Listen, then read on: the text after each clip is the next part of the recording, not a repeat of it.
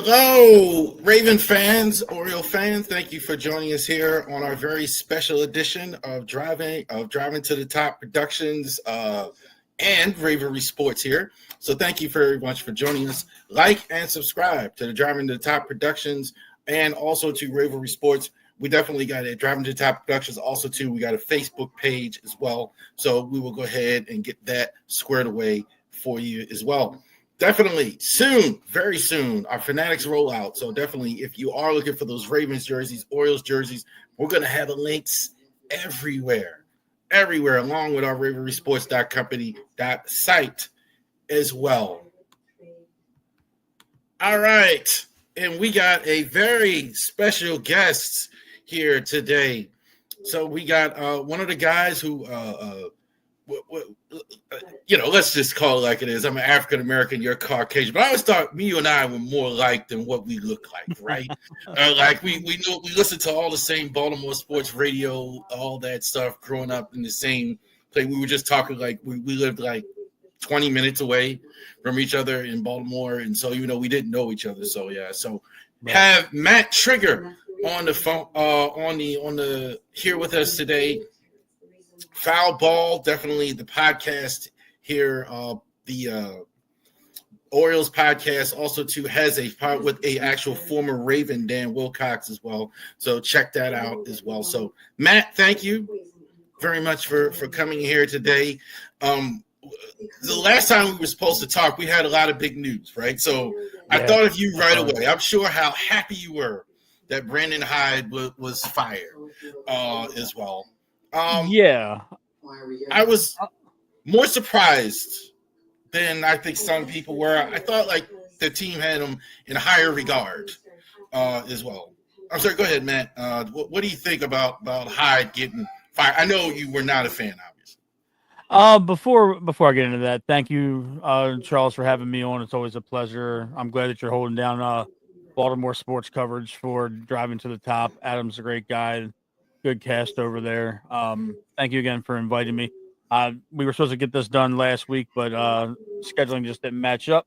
But on to the topic of the week.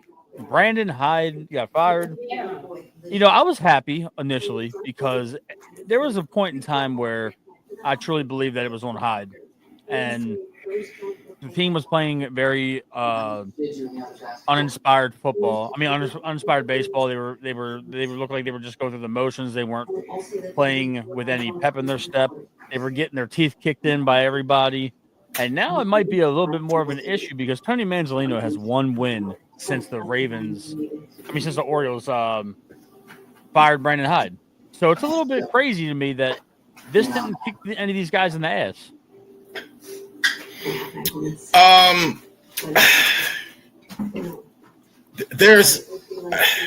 don't think they fired the biggest problem. I mean, I went over it this week on the channel earlier this week about what's wrong with the Orioles. I went through 6 things. I would have had Brandon Hyde on there. I think the biggest thing is starting pitching.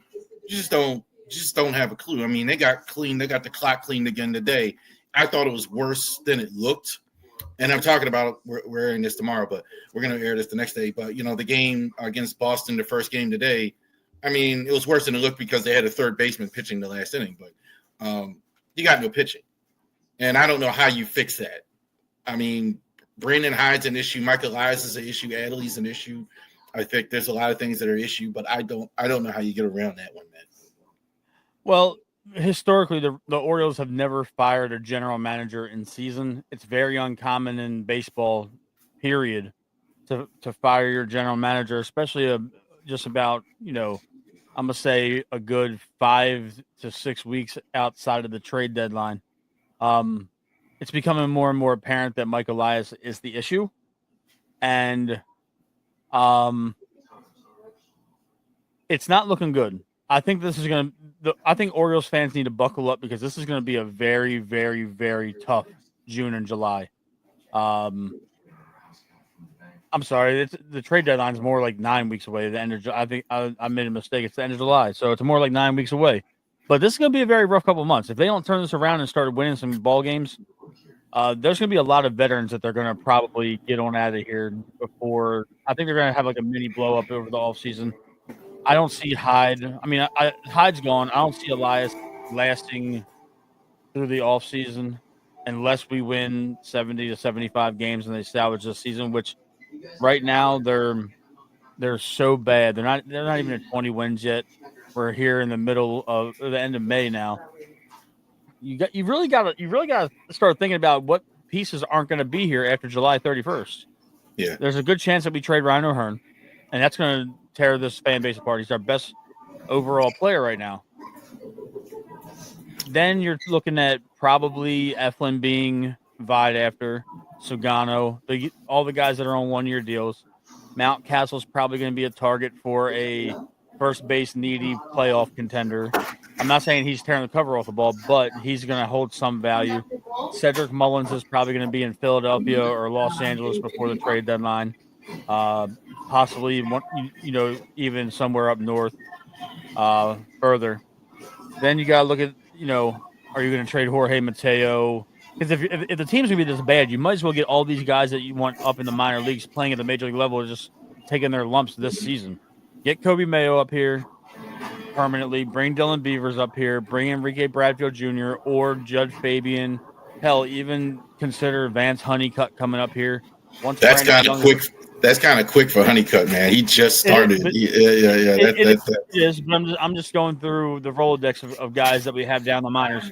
You got to see what you have, because if anybody pays attention to Elias and Sid from their Houston Astros days, they were incredibly reliant on prospect hoarding, and it almost ruined the Astros. They're lucky that they won a World Series once they let them both go to Baltimore. So to me, in order to save this franchise from itself, Elias and Sid need to go find their next project to fix. And that's not here. They've got if you want to be 100% honest though, Charles, the Orioles, outside of the top 5 or top 10 picks in the first couple of rounds, Elias hasn't hit on any of his prospects. It's been bad. It's been really bad. I'm gonna get to Elias for sure, but I want to circle back to Hyde, because you were really. What was the strong dislike? What have you look? Like I said, you're on the ground. You know things.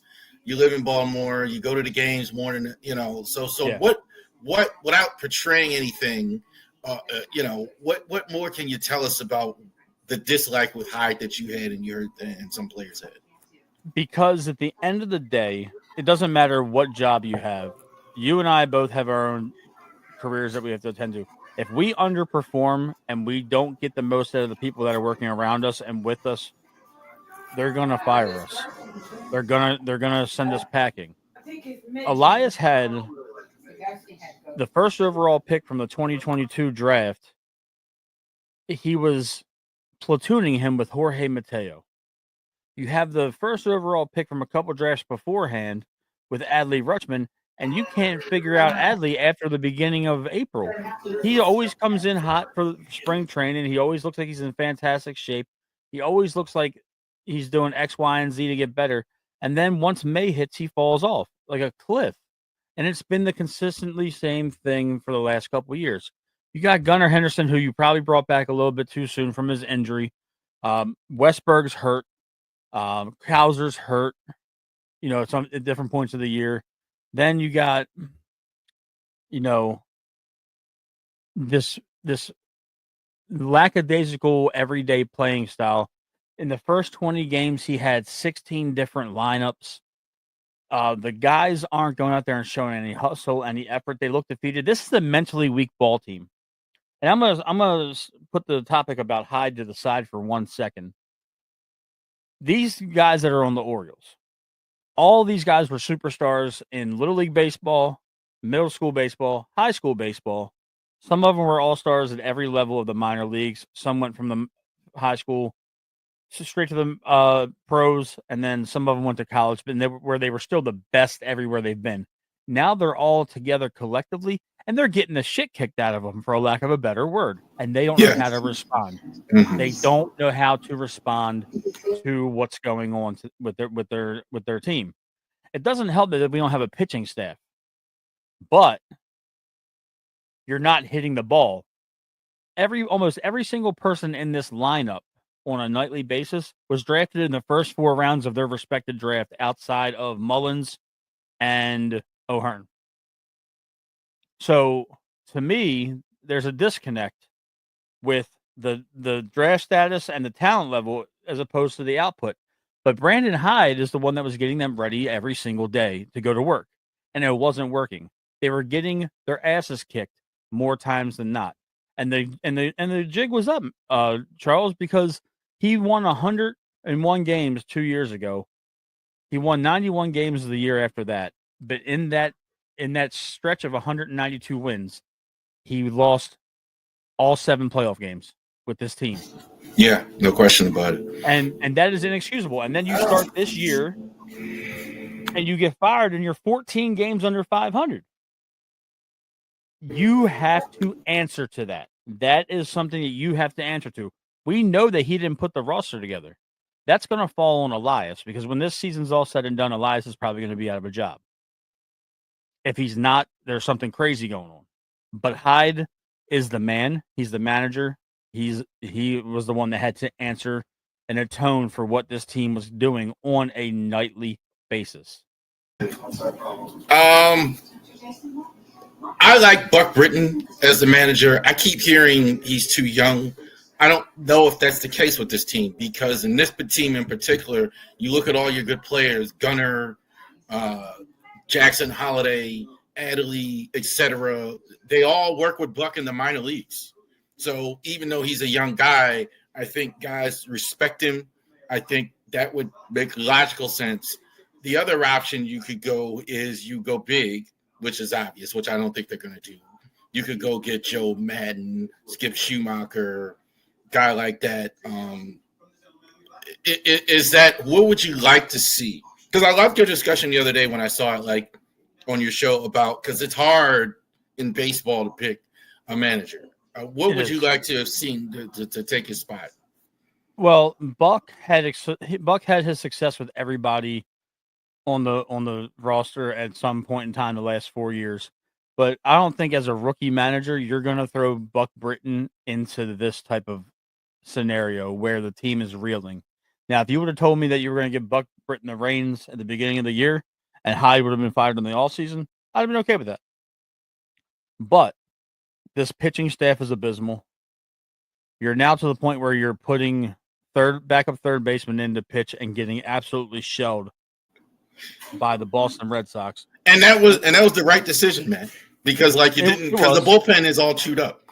I mean, they're getting, even Batista's struggling because they're every night they're 5, 6, 7. But there's still something wrong with Batista.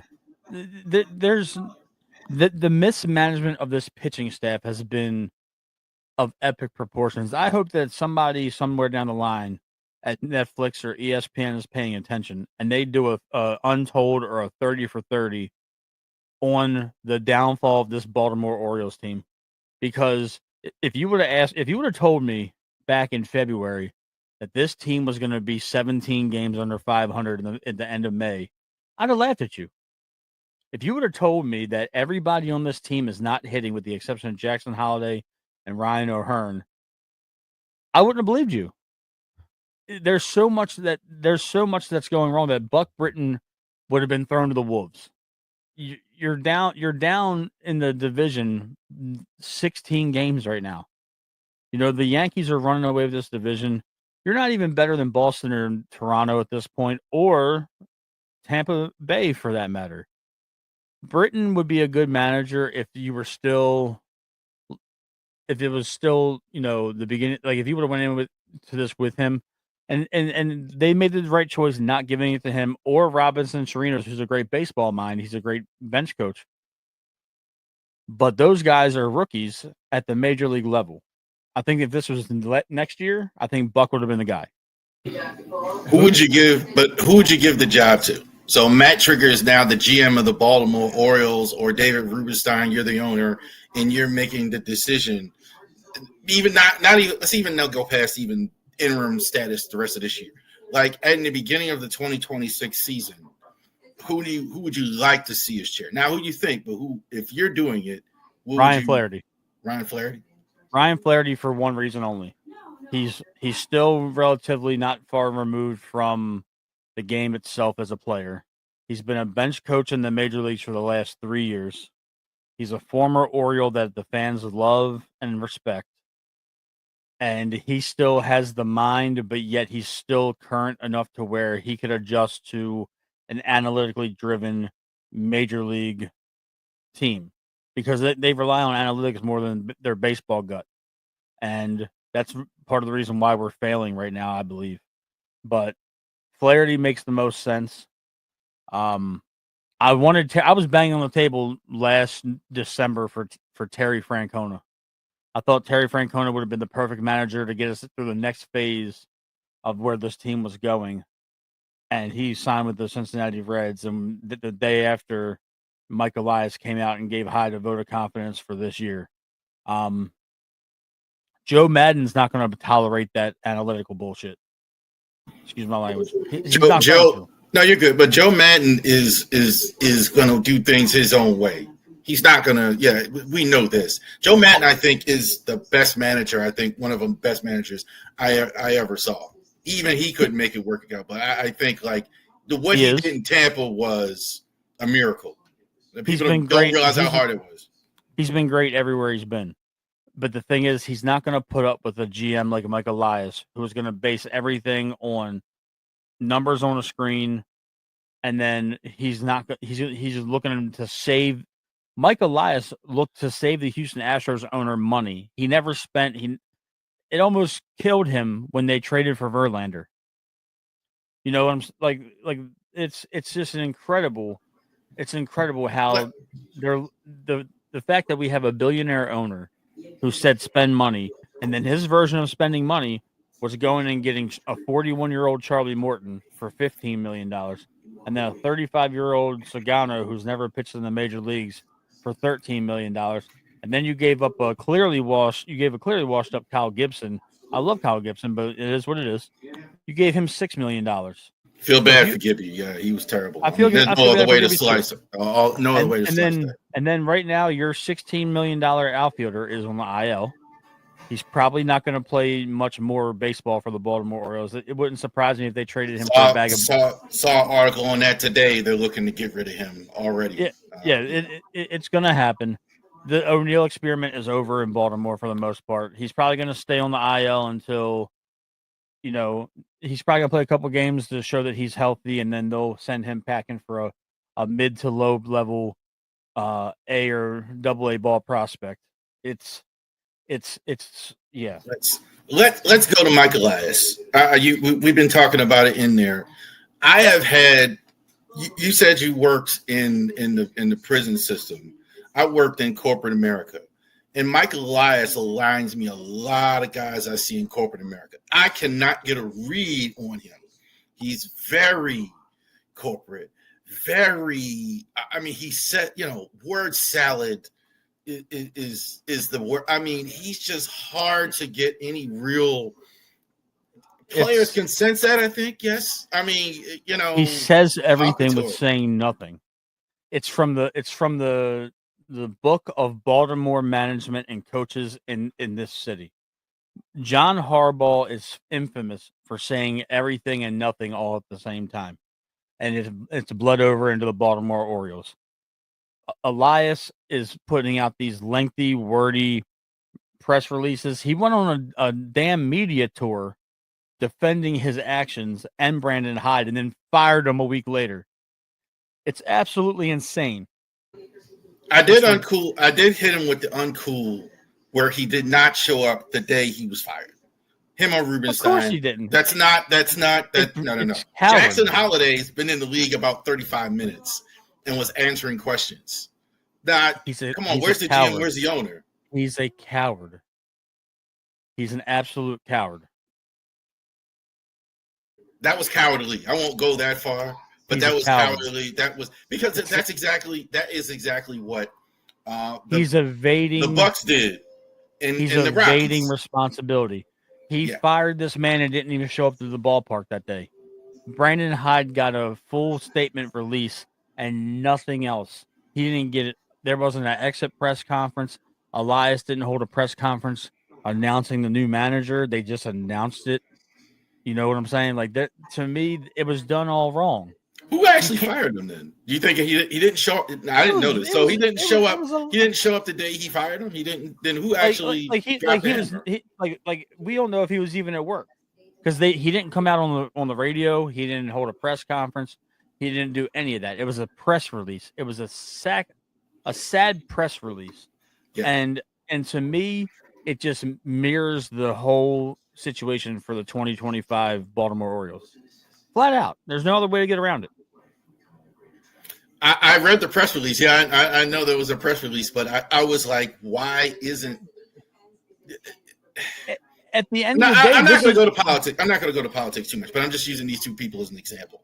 Donald Trump in the election, and you had Kamala Harris. Donald Trump is old school, had old business. He's front facing. He has no problem speaking to people, et cetera, et cetera. Well, Kamala, new era, very corporate, very cautious, doesn't want to say things. Which is more likable, winnable, especially when you have tough times? You know what I'm saying? I get the reference. That's what Michael Elias is. Michael Elias is a person with that word salad.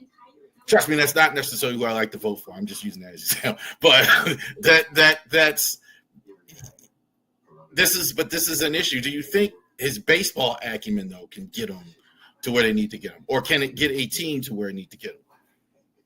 Resoundingly liked in baseball before this year, Michael Elias. Wild praise. Yeah, he was, and it was because the team was winning.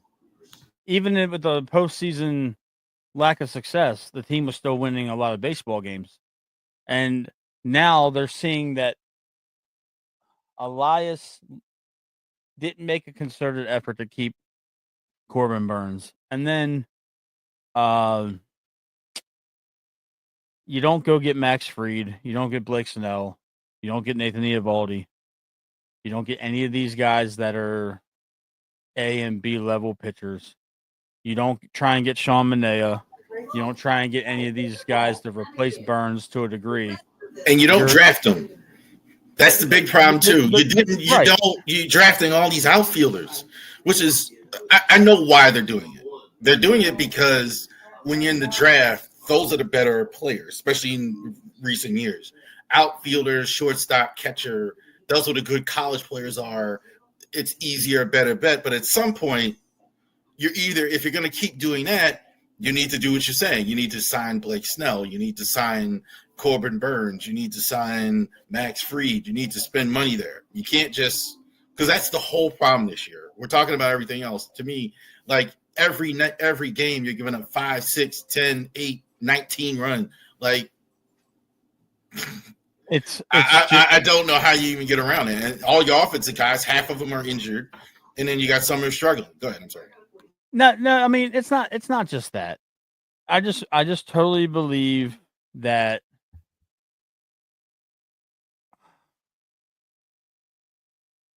he did. I know, man. He did these half-hearted attempts. He didn't bring anybody in.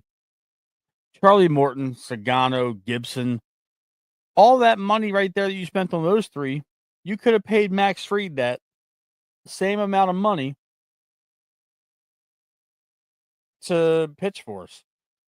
Garrett Crochet cost a lot of prospects to go to Boston. He's having a hell of a year in Boston on top of that. But what the White Sox were asking for from Baltimore, Elias wasn't willing to kick out. But on the flip side of that, all these prospects are starting to age out of the prospect name. You know, Jackson Holiday wasn't going anywhere. Samuel Basayo isn't going anywhere. But Kobe Mayo is 22, and you've essentially ruined Kobe Mayo because you refuse to give him consistent major league at-bats. You want to put him in for spot duty. You don't want to give him 4, 5, 6 starts in a row to get something going. Heston Kjerstad is a 25 home run a year guy if you put him in the lineup every single night. He was the best player on the field today. I thought he was good. Yeah. He had a hit today, and he finally had a really good defensive play out there in the outfield. He robbed a home run. So, I mean, who knew what the White Sox truly wanted? I heard that, there was rumors they asked for Basayo and Jackson, or they asked for one or the other. And this is what happens when you value your prospects more so than bona fide major leaguers. And I'm going to compare it 1 second to the football side of this town. Ozzie hoarded draft picks. He never wanted to trade draft picks to get bona fide players in here. And then when Eric DeCosta took over, he didn't mind trading mid-level draft picks and even higher draft picks. He traded for Yannick Ngakoue. He traded for Calais Campbell. He traded for Roquan Smith.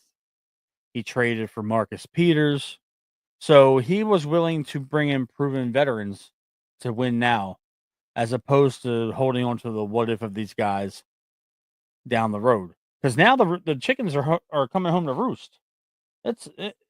All the prospects are here. I mean, other than Honeycutt and Enrique Bradfield and maybe Dylan Beavers, you don't have anything in the minors. Griffo Farrell, I think I like too. But he's 4 years away at least. You're talking he's 3 or 4 years away from even sniffing the major league roster. I think the other problem I have with the prospects is you're not committing long term. Where's my Gunnar Henderson extension? Right? It's not going to happen. They're all Boris clients. Every single one of them. They're high draft picks. Well, then what you holding on to him for? That's my point. Like the difference, and you made a great point about the money you could have spent on Freed as opposed to Morton and Sagano and all those guys. The difference is Freed requires a commitment. He's gonna want some years. Gunnar is gonna want some years. You could have had Gunnar sign a couple years ago, but you decided, well, we're gonna not do that. We're gonna and I don't believe that, Charles. Respectfully, I don't believe that. The guys that are represented by Boris are not signing away their arbitration years. Boris has openly said that he advises his clients against signing long-term deals and buying out arbitration years because it lowers their annual average value of their contracts. He wants his guys to go to free agency. He wants them to test the market, and he wants them to get the best deal possible. It's blown up a couple times in his face in the last couple of years, but if you're telling me right now that Gunnar Henderson is going to sign 15 years here for $500 million or $600 million, it's not going to happen. He's going to wait until he's in more of his prime, when he's a pending free agent, and he's going to go see what Boston and the Yankees and the Mets and the Phillies and the Dodgers and the Giants, what they all have to say about it. That's just the reality of it. I think I keep hearing this, and you may be right about that. And you may be right about the Boris thing, and I keep hearing people say the Boris thing. The thing is, that doesn't stop the Orioles from offering him a contract, which they haven't done. They're not going to take it. Even if he doesn't take it, you sit there and or if you know he's not going to take it, you go on media and you say, hey, this guy's our future. You come out and you start you just don't just wait, and that's. But but then you're setting the bar low, because in that regard, if you offer Gunnar a 10-year deal right now for $400 million, in a couple of years, that $40 million a year is going to be the benchmark for where negotiations are going to start, especially if he gets an MVP in the next couple of years. He's not signing right now. Nobody with Boris is signing right now. Westberg's a Boris client. Jackson's a Boris client. Gunnar's a Boris client. I believe Grayson Rodriguez is a Boris client. The only big name star we have on this team that is not associated to Scott Boris right now is Adley Rutschman. And are you going to pay Adley Rutschman crazy money? Because there's a good chance Adley Rutschman is your first baseman next year, and Basayo is your catcher.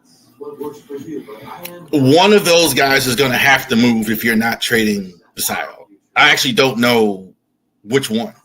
But they both are not going to be the everyday catcher. I know that much. I think Think about that. I don't. I think probably you're probably right because he's older. Adley is not 21 years old like Jackson Holiday either. Adley's going to be 28 next year. So time is now for him. So I think that's very much could be right that they could move Adley. They should move Adley, but the thing you risk with Adley is if you move him to first base in his contract year, it's going to do one of two things. It's either going to piss him off and he's going to not sign and he's going to leave, or he's going to have a fantastic year defensively and offensively at first base.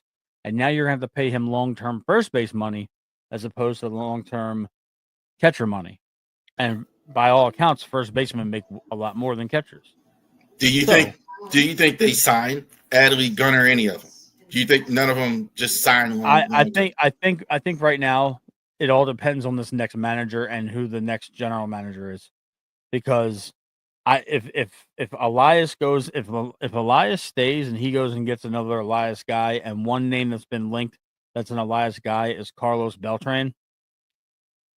If that's scary, because now you're pretty much telling this team, I'm bringing in my guys now. I'm doing it my way 100%.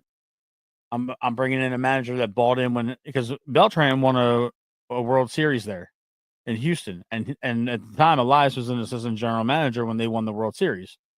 So if Beltran believes in the Elias way, that could be a managerial hire. But are these guys going to want to play for somebody who has Elias's thought process? And Elias is all about saving money and not spending money. They spent in vain with those three guys we talked about a couple of minutes ago. Between those guys and Tyler O'Neill, that's half of the Orioles payroll, if you really think about it. It's just window dressing, though. It's all window dressing. I think like they spent the money so they could say that you spent money. It's putting it's better than like what you were doing, like not spending anything, and because you're in a rebuild. But you're saying now you could get out there and say you're spending money, but you haven't committed to anything. You haven't signed any of your stars. You haven't done any of that. You're not any better off than you were. If Elias buys if he gets a long-term deal from one of these guys, it's probably going to be Adley before anybody else. Because it's going to be hard, because Scott Boras is going to eat Elias up at the negotiating table. That's just how it's going to go. And I truly don't. I think you need to get a baseball general manager and not a bunch of guys from Harvard and Yale in the front office. You need guys that are going to be a little bit bulldogish and a little bit hard-nosed, that are going to take this team to the next level. That's just personally how I see it. I could be wrong. This might just be a fickle year in the end of the rebuild, but we should be a lot better than we are right now. And one more thing, that last statement you made, everybody is saying that we're going to trade O'Hearn, we're going to trade Sagano. I'm telling you right now, if I'm the Dodgers or the Cubs or Mets and I'm looking for players, I'm not talking about Gunnar Henderson. I'm not. I want to talk about Gunnar Henderson. I want to talk about Felix Petit. I think, like, I'm not saying they're going to do that, but I think everybody's going past that. And if you're saying, like, okay, we don't really have plans to sign him. The thing is, they're not going to tell us that. They're not going to tell us that they're not bringing these guys in. They're not going to tell us that they're not signing these guys long term. There's not a circumstance in the world where Gunnar Henderson, Adley Rutschman, or Jackson Holiday are on the trade market. And I know baseball fans or analysts never say never, but the Dodgers aren't going to call here and expect Gunnar Henderson to be available in trade talks. The Giants or anybody, what it would require to get one of these guys is not what they're going to pay. I think I don't think you necessarily expect it, but if you're telling me you're selling, that's the way baseball teams always do it. Yeah, they're going to see if they can pluck them. I'm not saying they will. I don't believe this is a true selling in the old fashioned sense with baseball. I just feel like the team realizes that they're having a down year on the heels of 3 really good years, and they got to cut some of these older guys dead weight, so to speak, and see if they can grab an arm or two for some of these guys, and maybe see what sticks to the wall and who can be a viable major league pitcher at the end of this year, if not 2026 and beyond. Full-on rebuild is making everybody available, but it's only going to be O'Hearn, Mullins, Mountcastle, Eflin, Sugano. Eflin's not re-signing here. With the way the last since we've traded for Eflin, we have gone downhill. Not his fault, but from the All-Star game last year on, we have been He's been fantastic. He's been fantastic, but we've been a very bad baseball team. Yeah. We traded 2 top prospects for Corbin Burns last year. He came here opening day. He started opening day last year, and he had 11 strikeouts, and they gave him 11 runs of run support. And then for the rest of the year, Corbin Burns didn't receive run support in 50% of his starts. He received 3 or less runs in 50% of his starts. He didn't need it. And then, in his case, at least, most pitchers do, but he didn't. But what I'm saying is, he also saw the atmosphere. He saw the manager. They lost control of that clubhouse. Those guys tuned him out. And there's and it's even with the additions of Sugano and O'Neill and all those guys, this is a very, very, very young baseball team. Very young. And so the atmosphere from the people I've talked to that satellite the orbit of this team, you know, they have nap rooms. They have a top golf machine in there. They have ping pong. They have video games. They have it's not a professional environment, even though these guys deserve to let loose and still have fun and be themselves. But you have a nap. You didn't room say beer, but I know what you mean. Beer. You know what I'm saying? But it's a frat house. Yeah.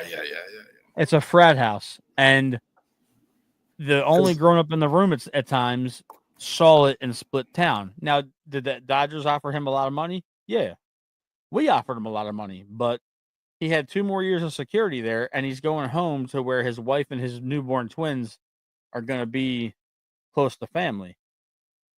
Committing to Baltimore is a stretch for anybody right now, in-house or free agent wise, because you don't know the expectation of this team. You don't know where it's going to go. You don't know if they're going to have a new general manager. They're going to have a new head coach or a new skipper next year. So it's a lot. And it's a precarious situation. Yeah, I hear you, but I'm not sure we answered anything. And this is kind of the problem with the team. We're not rebuilding. We're waiting for next year. We don't have a manager. We're not spending money. We're not extending guys. We're not anywhere, right? We're just. They're not going to tell us anything. There were 6 days of silence after Hyde was fired. Yeah, it wasn't until national media really started getting on him where he said anything.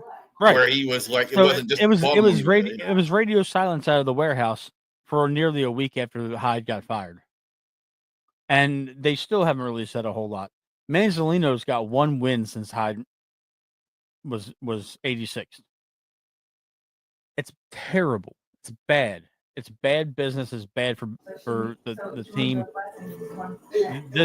They need to rid the stench of this whole 2025 team in October. The day the season ends, after that 9th inning of that last game, you need to fire Elias and get him the hell out of here. Let him go rebuild Oakland, or let him go rebuild the Colorado Rockies or the Chicago White Sox or something like that. I hear you, brother.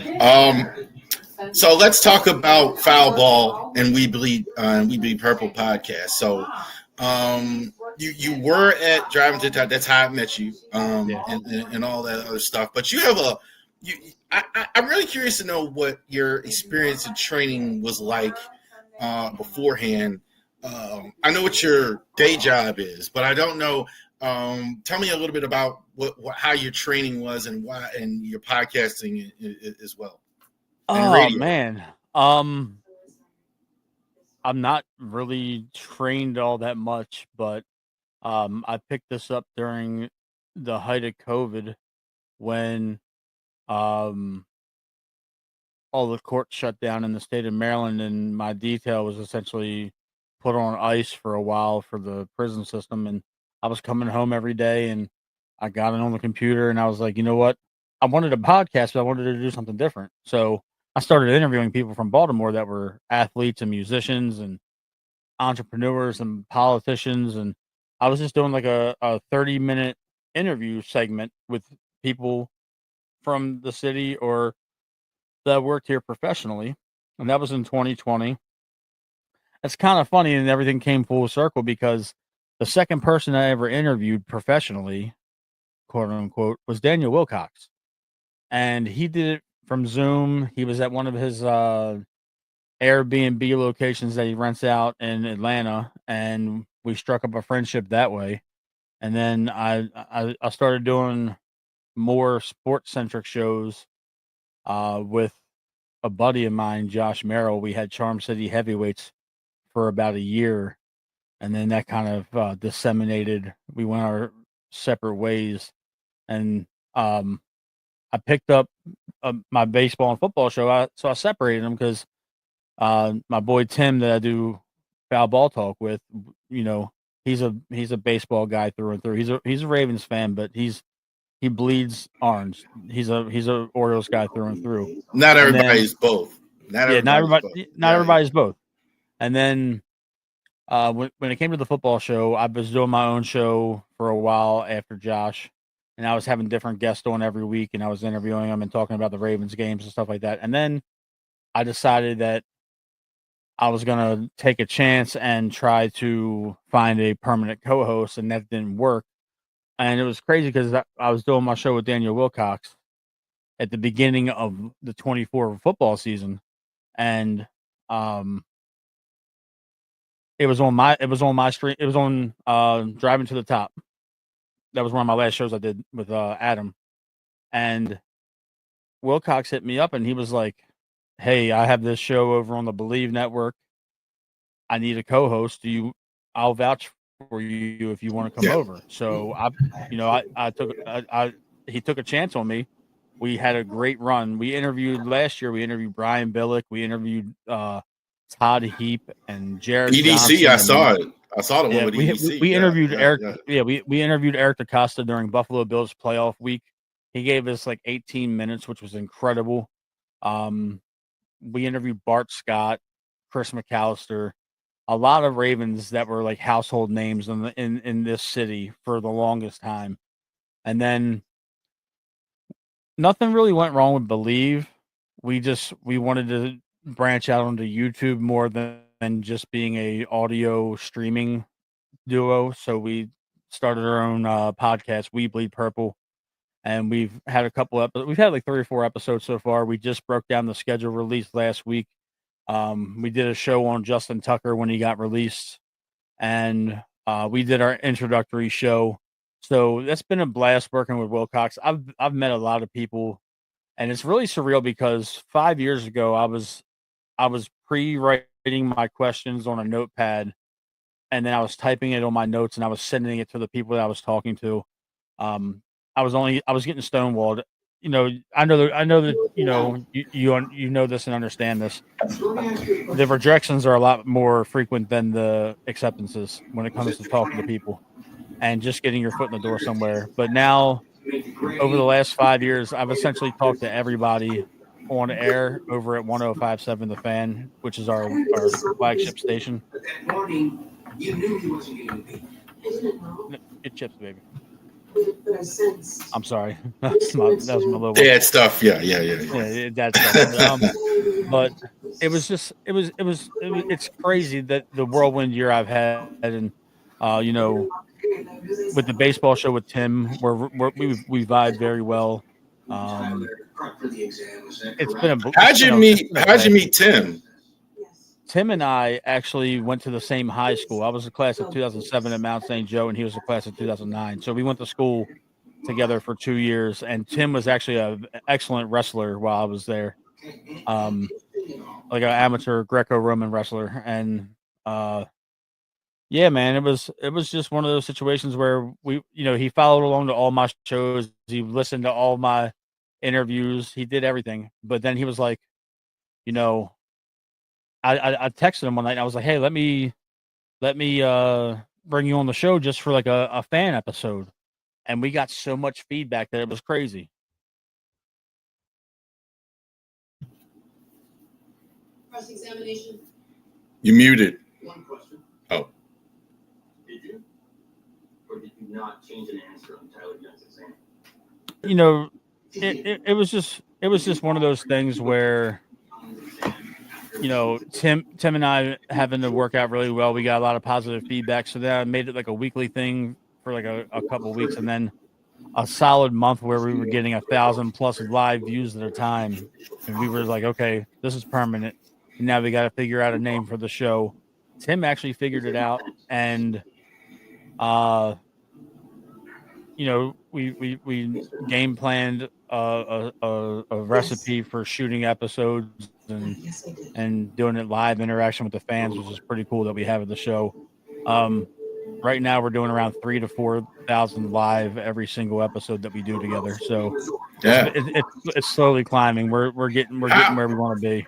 How far do you, without revealing anything? I always I ask this question, but I try not to. Sometimes it's hard to answer it because you don't want to reveal stuff you got in the pipeline. But where do you see yourself going with this, and where do you see media as a whole? That's a really good question, because I got 5 years left in my current career that I'm on right now before I'm eligible to retire from the state of Maryland government service. I just believe that I'm building a solid network of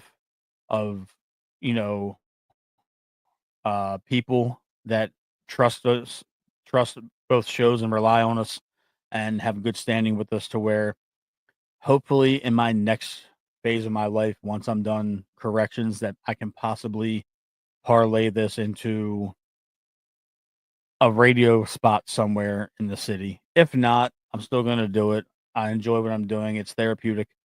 It's a hobby that I enjoy immensely, but I would love to make this a life in my 40s. What do you think of? I'm sorry. Go ahead. You were talking. No. I'm saying I'll be 41 when I can leave the state of Maryland government. What do you think of Baltimore radio? This is something I could only ask you. It's like, because we both grew up listening to radio. 105.7 The Fan. I remember when they started. I used to have WNST in my office every day, because that was pretty much the only sports station. I've had every sports. Where are they now? And I'm really, because I'm not there anymore. So I really would like to hear what you think about it. You mentioned the fans here. So I'm gonna say this, and it's not coming from a place of vitriol or anything like that.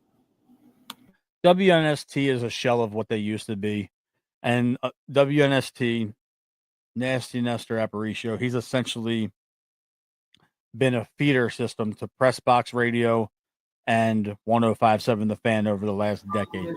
Everybody there, everybody just left. It is from him. Like he discovered almost all of them. Yeah, Glenn Clark, Jeremy Kahn, Rob Long, all of them.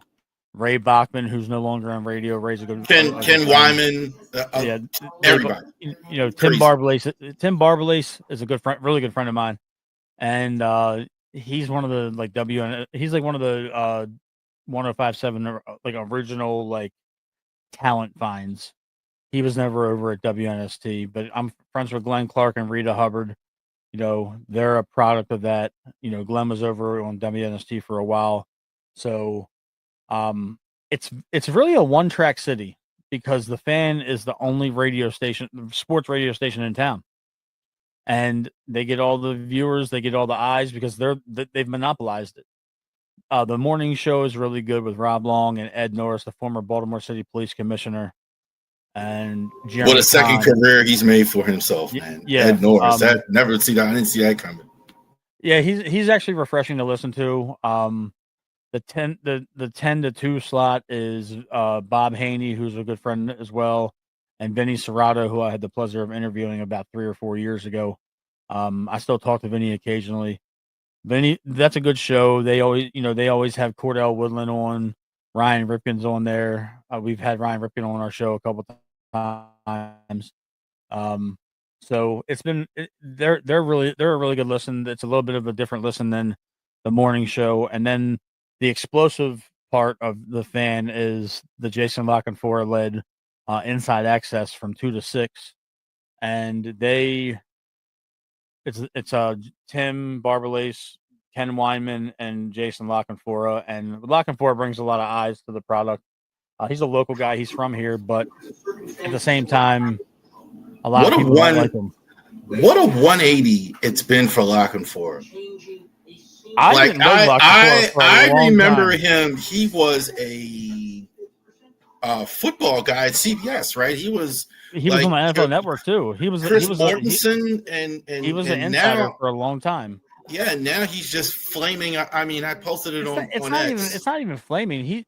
The thing is, a lot of what he's been banging on the table about for both of these sports teams has really come to fruition, and he's proven proud, right. And he's you're right. And that's right about that. He forecasted both of the situations for this team and their leadership, and here we are, 3-4 years later, after shit hit the fan collectively. He lost access to the castle for a while, and he wasn't welcome up at the headquarters with the Ravens, and he was working with Maslin for a little while, and then that fell out, and but he's been largely right. People don't like the delivery, but the message is there. And I've done a 180 because I used to argue with Lockenfora on social media every chance I got. And now I agree with Lockenfora more than I don't, which is scary. Sometimes people are proven right. One more thing here as far as that goes.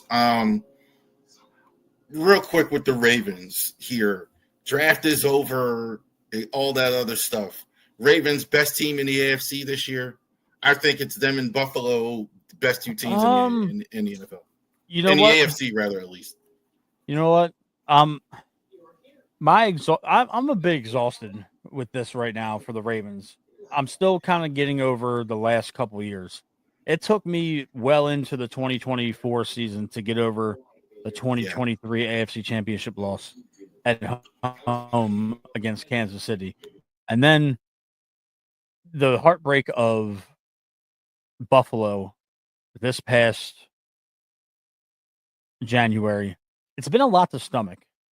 And the Ravens win a lot of football games, but they don't win when it matters. And I'm not going to say that we're the best team in football until they're playing in the Super Bowl and representing the AFC. That's just where I'm at. All this conjecture about the Bengals, coming back and, Buffalo being the best team and Kansas City still hanging around. And, it's all bullshit to me. Until Lamar Jackson can beat either Patrick Mahomes or Josh Allen when it matters, I don't want to hear any of it. Like, just win these games, get to the tournament, and then steamroll people. I don't want you steamrolling people in October. I'm over that. Win in January. That's exactly what the 2012 Ravens did. They got in barely. They were 10-6. They barely got in the playoffs. And then they went on a historic run. Don't exhaust that high-powered offense in October, November, December, and then lay an egg in January. I don't need that. This city doesn't need that. Get to the playoffs and then make sure you're clicking on all cylinders and go from there. Well said, brother. From South Baltimore, tell the people where we can find you with all the things that you're doing right now.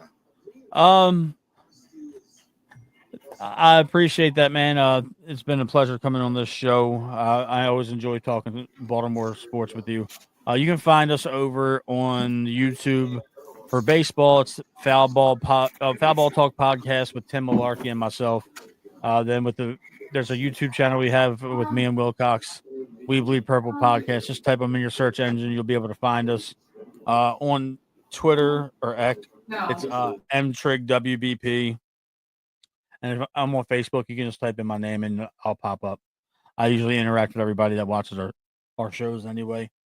So yeah, that's where you can find me. We got a baseball show coming in the next couple of days. We're gonna recap some of the last couple of series and this abysmal stretch since Manzolini took over. And yeah, me and Wilcox will be back with the next batch of Ravens news in probably next week or so. Thank you, sir. Thank Matt for joining us here today. Thank everybody watching the Ravori Sports Podcast here. Like and subscribe to all of our social media content. Y'all have a great rest of your day.